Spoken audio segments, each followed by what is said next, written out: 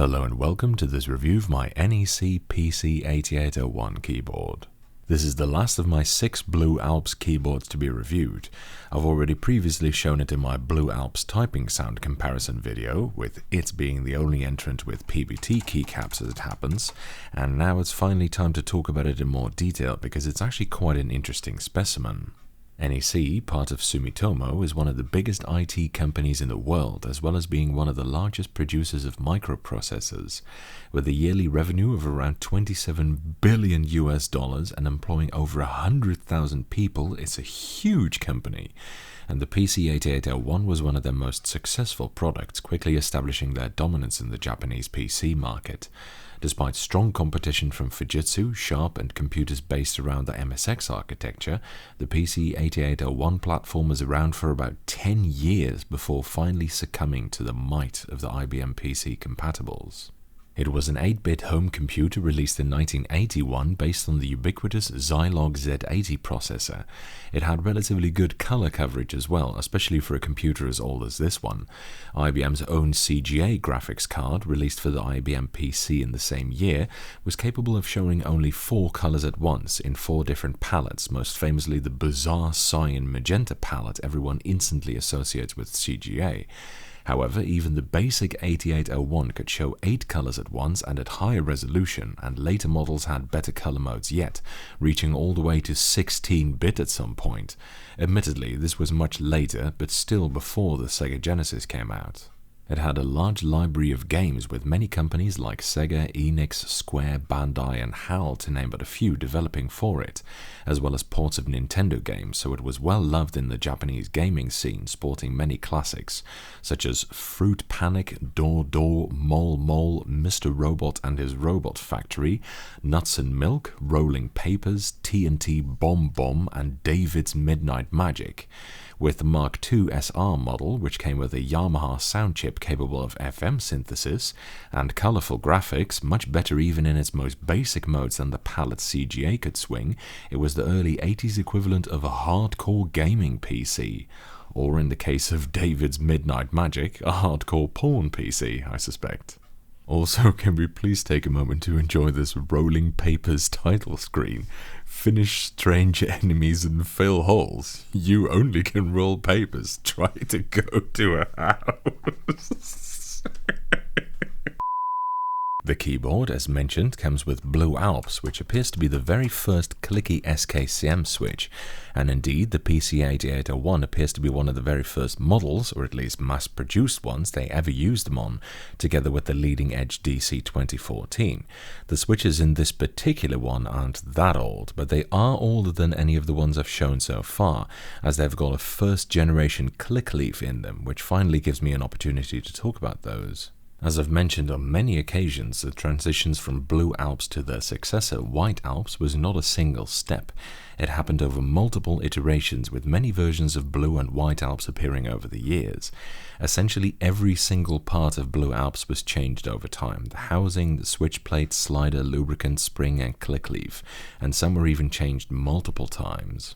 Here is a shot of a click leaf from one of the NEC switches compared to that of a typical Blue Alps switch, which more usually came with 2nd gen click leaves. As you can see, the 1st gen one lacks the upstanding edge at the bottom that the later model had, which is how you can most easily recognize these older Blue Alps switches. Some of these older Blue Alps even came with the older black switch plate as well, although this is quite rare. That version is the earliest iteration of the Blue Alps switch I know of, the Mark I, so to speak. Quite soon after that, they changed the switch plate to the more typical grey, which is Mark II, the type in this board. Then they added the upstanding edge on the click leaf to form Mark III, which is probably the most common variety. Then they changed the switch plate to white, which should be Mark IV, and the very last ones even had short white switch plates and or Brandon top housings. But I'm not 100% sure on the order that they did that in and whether they were even consistent with that.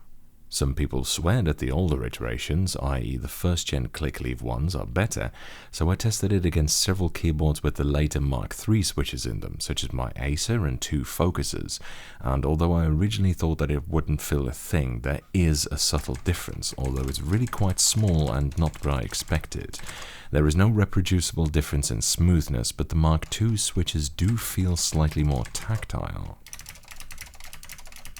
Intrigued by this admittedly subtle but consistent difference, I took out the two click leaves to compare the teeth, which are responsible for the considerable tactile difference between amber and blue Alps as well. Here's a comparison shot. As you can see, the tooth angle and curvature appears to be identical, so it's not that. The teeth themselves look subtly different though, and so do the retainer tabs at the bottom. Possibly the difference in retainers is also partly responsible for the difference in key feel. Again though, it's a very small difference, not even on the same order of magnitude as the difference between amber and blue Alps. It's also got these special blue switches for the top two keys, which are marked in black.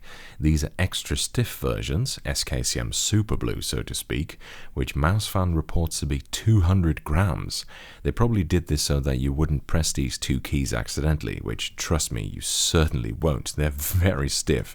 If anything, 200 grams sounds like an understatement. Apart from the weighting, they appear to be the same switch with the same first-gen click leaf, but the ridiculously stiff weighting all but completely drowns out the tactile feel, so they feel virtually linear. Yes, spring weight can influence the way Tactility feels. The caps lock key, just called caps, and this Japanese key also use a special switch, Alps SKCM Lock, which is a latching version.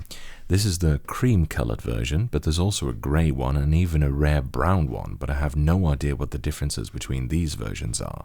The brown one is probably brown because they were made by Gold Star Alps, who just love to make all their switches brown for some reason, but the difference between cream and grey appears to be a mystery. Maybe they just wanted to avoid them looking like the many other cream-colored Alps switches out there. Overall, it's got a delicious typing feel and sound. The sound is perhaps not as good as some of the Blue Alps heavyweights, such as the Acer KB101A and Leading Edge DC 2014, but it's still delightful.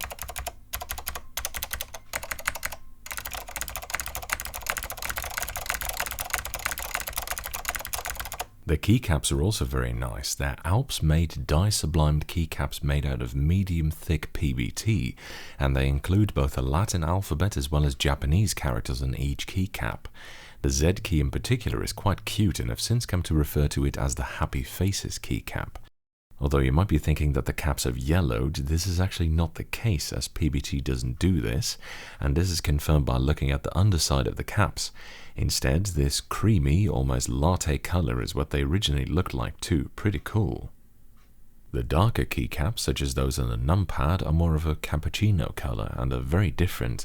These are instead ABS double shots, also made by Alps.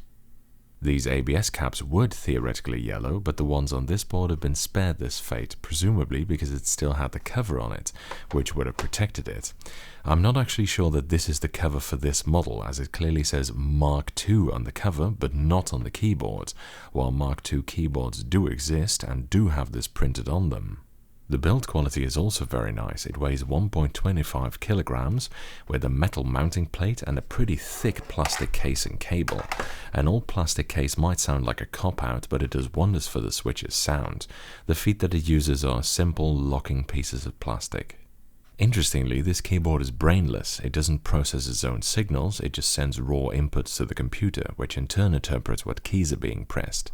It uses this 13-pin plug to do so, and is therefore not compatible with any protocol converter out there, as it technically doesn't have a protocol.